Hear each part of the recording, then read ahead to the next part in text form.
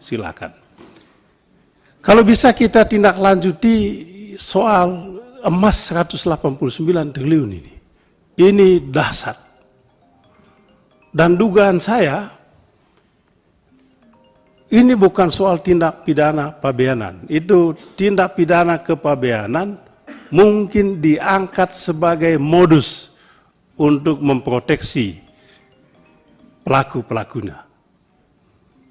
Jadi saya ingin sekali Pak Menko ambil kasus ini sebagai case building tadi dan jangan dibawa ke tindak pidana kepabeanan. Saya menduga ada praktek illegal mining di sini. Saya dapat kabar juga bahwa ada permain modus lah ya. Modus ya biasa. Modus itu emas ini ekspor impor, ekspor emas perhiasan dengan bahan baku dari luar, tetapi bahan baku dari luar tidak pernah masuk. Padahal dia mendapat fasilitas pajak. Itu yang terjadi. Jadi bahan baku yang masuk jauh lebih sedikit dari emas hiasan dia ekspor. Sehingga 2 kali dapat keuntungan dia. Untung dari pajak tadi, bebas pajak tadi, yang kedua praktek illegal mining di dalam ini. Dan saya rasa ini sudah menjadi modus pada umumnya. Saya kaget tadi ketika diulas itu soal tindak pidana kepabeanan. Wah ini terjebak ini. Kalau bisa aparat penegak hukum juga diperiksa. Kalau mau, kalau sungguh-sungguh ya. Tapi kalau tidak sungguh-sungguh ya habis di situ saja. Kemudian ya, ada laporan Ibu Menkeu tadi soal surat 300 itu. Kok ada yang ke APH? Saya kemudian jadi tanya-tanya itu kok PPAT kok kirim surat ini ke Menkeu? Mengapa surat ke APH kok dikirim ke Menkeu? Langsung tuh ke aparat penegak hukum.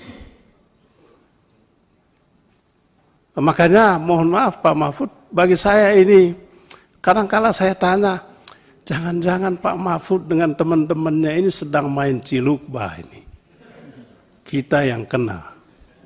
Ya kita nanggapi gitu ya, kayak dulu masih ingat kan siapa dulu aktivis politik kita, Bib, yang dulu apa?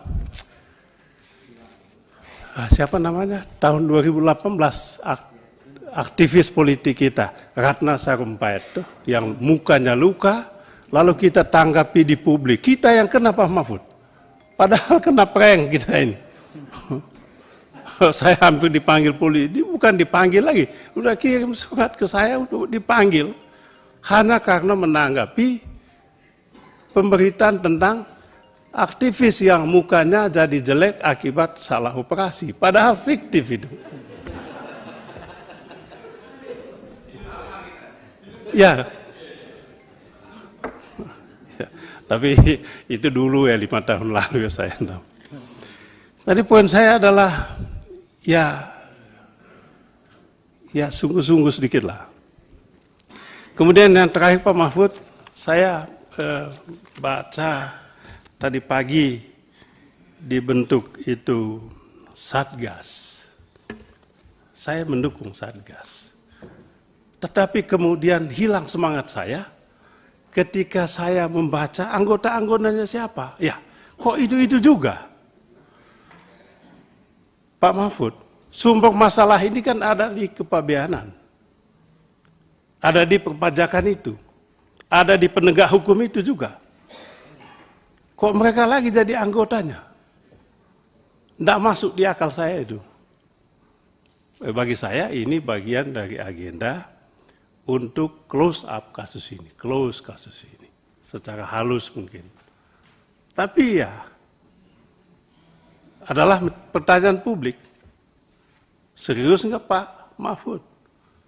Sungguh-sungguh nggak Ibu Menkeu? Kalau bisa, Satgas independen. Tim fact finding, kalau mau pakai Satgas sekarang. Saya alergi dengan Satgas, ini banyak Satgas yang ujung-ujungnya masuk laut semua. Jadi kalau sungguh-sungguh pemerintah, bentuklah Satgas independen.